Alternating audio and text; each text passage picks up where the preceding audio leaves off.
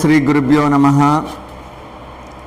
ಪಂಚಾನಂತನ ಭೂತಾನ ಪಂಚಾಕ್ಷರ ಮನೋಪನಾಂ ಪಂಚಸೂತು ಕೃತಿ ವಂದೇ ಪಂಚಾಚಾರ್ಯನ್ ಜಗದ್ಗುರು.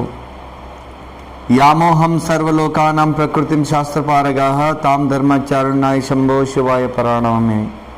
ಪ್ರಥಮದಲ್ಲಿ ಹುಮನಾಬಾದ್ ಜೈಶಿವನಗರದ ಒಡೆಯನಾಗಿರುವಂಥ ವೀರಭದ್ರ ಮಹಾಸ್ವಾಮಿಯನ್ನು ಸ್ಮರಿಸಿ, ಲಿಂಗೈಕ್ಯ ಗುರು ಆಗಿರುವಂಥ ಶಿವಯೋಗಿ ಶಿವಾಚಾರ್ಯರನ್ನು ಸ್ಮರಿಸಿ, ಇತಿಹಾಸ ಪ್ರಸಿದ್ಧವುಳ್ಳುವಂಥ ಜೈಶಿವನಗರದ ಜಾತ್ರಾ ಮಹೋತ್ಸವದ ಇಂದು 30ನೇ ತಾರೀಕು ಮಂಗಲ ಸಮಾರಂಭದಲ್ಲಿ ಪಾಲ್ಗೊಂಡಿರುವಂಥ ಸಮಸ್ತ ಸದ್ಭಕ್ತರೇ, ವಿಶೇಷವಾಗಿ ಹುಮನಾಬಾದ್ ನಗರದ ಎಲ್ಲ ಸದ್ಭಕ್ತರೇ, ನಿಮ್ಮ ಅಂತರಾತ್ಮವಿರುವ ಚೈತನ್ಯ ಸ್ವರೂಪಿ ಆ ವೀರಭದ್ರ ಮಹಾಸ್ವಾಮಿಗೆ ಅನಂತ ಕೋಟಿಯ ಭಕ್ತಿಯ ನಮನ.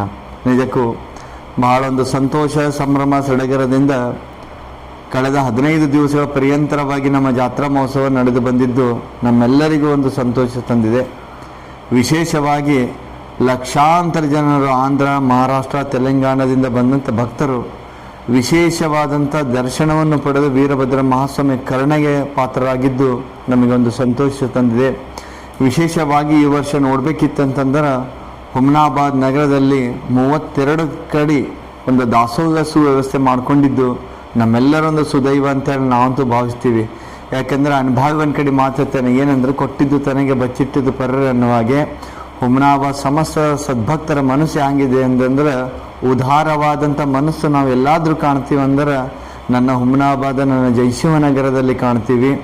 ಈ ಜನರಲ್ಲಿ ಜಾತಿ ಮತ ಪಂಥವೇನಿದೆ, ಎಲ್ಲ ಧರ್ಮದ ಜನರು ಒಂದುಗೂಡಿ ಇವತ್ತು ಜಾತ್ರೆ ಯಶಸ್ವಿಪೂರ್ಣವಾಗಿ ಮಾಡಿಕೊಂಡು ಬಂದಿದ್ದು ನಮಗೆ ಒಂದು ಸಂತೋಷ ತಂದಿದೆ. ಈ ಜಾತ್ರಾ ಮಹೋತ್ಸವದ ಬೀದರ್ ಜಿಲ್ಲಾಧಿಕಾರಿಯಾಗಿರುವಂಥ ಶಿಲ್ಪಾ ಅವರ ಒಂದು ನೇತೃತ್ವದಲ್ಲಿ, ಅವರೊಂದು ಅಧ್ಯಕ್ಷತೆಯಲ್ಲಿ ದೇವಸ್ಥಾನದ ಸಮಿತಿಯ ಗೌರವ ಅಧ್ಯಕ್ಷರಾಗಿರುವಂಥ ವೀರಣ್ಣ ಪಾಟೀಲ್ ಅವರಾಗ್ಬೋದು, ಪ್ರಸ್ತುತರುವಂಥ ಡಾಕ್ಟರ್ ಸಿದ್ಧಲಿಂಗಪ್ಪ ಪಾಟೀಲರು ಆಗಿರ್ಬೋದು, ಮಾಜಿ ಸಚಿವರಾಗಿರುವಂಥ ರಾಜಶೇಖರ್ ಬಿ ಪಾಟೀಲ್ರವರು ಆಗ್ಬೋದು, ಚಂದ್ರಶೇಖರ್ ಆಗ್ಬೋದು, ಭೀಮರಾವ್ ಪಾಟೀಲ್ ಅವರು ಆಗ್ಬೋದು, ಅಭಿಷೇಕ್ ಪಾಟೀಲ್ ಅವರು ಆಗ್ಬೋದು.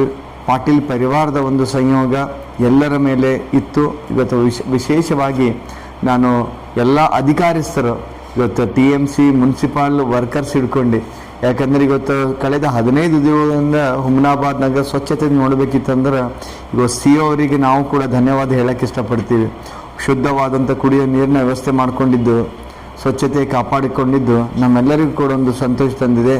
CO ಅವರಾಗಲಿ ಇರುವಂಥ ತಹಸೀಲ್ದಾರ್ನೂ ಕೂಡ ಒಂದು ಕಟ್ಟುನಿಟ್ಟಾದಂಥ ಶ್ರಮಬದ್ಧವಾದಂಥ ಒಂದು ಸೇವೆಯನ್ನು ಸಲ್ಲಿಸಿದ್ದು ನಮಗೊಂದು ಸಂತೋಷ ತಂದಿದೆ.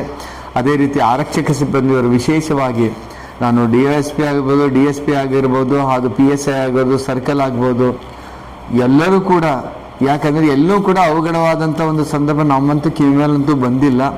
ವಿಶೇಷವಾದಂಥ ಆರಕ್ಷಕ ಸಿಬ್ಬಂದಿಯವರು ಸುಮಾರು 2,000 ಜನ ಇದ್ರಂತೇಳಿ ನಾವಂತೂ ಕೇಳಲ್ಪಟ್ಟಿದ್ವಿ. ಅವರ ಒಂದು ಸೇವೆ ನಿಜಕ್ಕೂ ಕೂಡ ಶ್ಲಾಘನೀಯವಾದಂಥ ಸೇವೆ ಅಂತ ನಾವಂತೂ ಭಾವಿಸ್ತೀವಿ.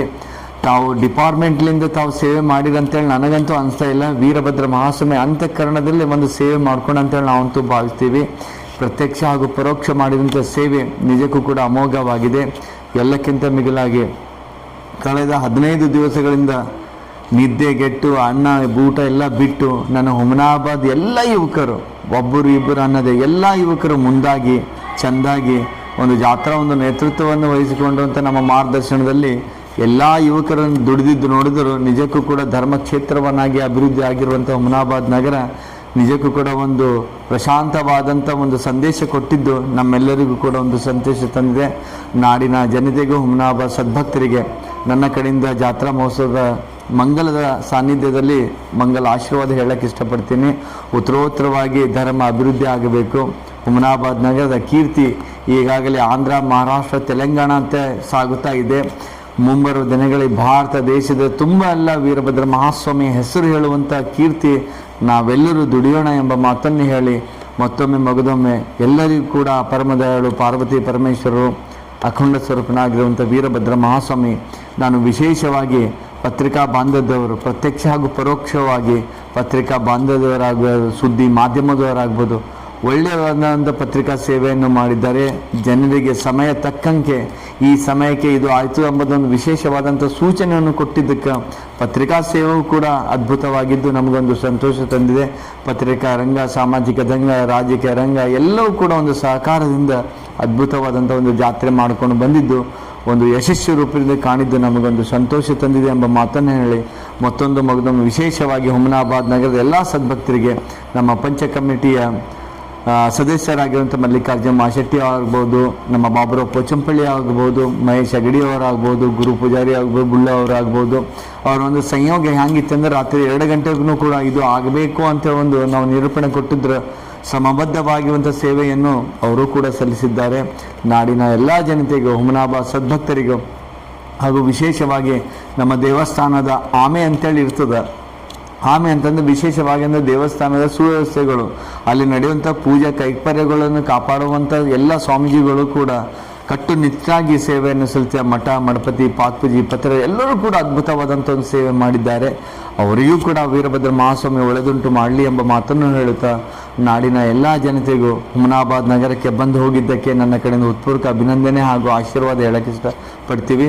ಮುಂಬರುವ ದಿನಗಳಲ್ಲಿ ಹುಮನಾಬಾದ್ ನಗರ ಉತ್ತರೋತ್ತರವಾಗಿ ಅಭಿವೃದ್ಧಿ ಆಗಲಿ ಎಂಬ ಆ ಭಗವಂತನನ್ನು ಬೇಡುವುದರ ಮೂಲಕ ತಮ್ಮೆಲ್ಲರಿಗೂ ಕೂಡ ಜಾತ್ರಾ ಮಹೋತ್ಸವದ ಮಂಗಲ ಸಾನ್ನಿಧ್ಯದಲ್ಲಿ ಎಲ್ಲರಿಗೂ ಕೂಡ ಮಂಗಲ ಉಂಟು ಮಾಡಲಿ ಅಂತೇಳಿ ಭಗವಂತನ ಕೇಳಿ ನನ್ನ ಮಾತಿಗೆ ವಿರಾಮ ಕೊಡ್ತೀನಿ. ಶೋಭ.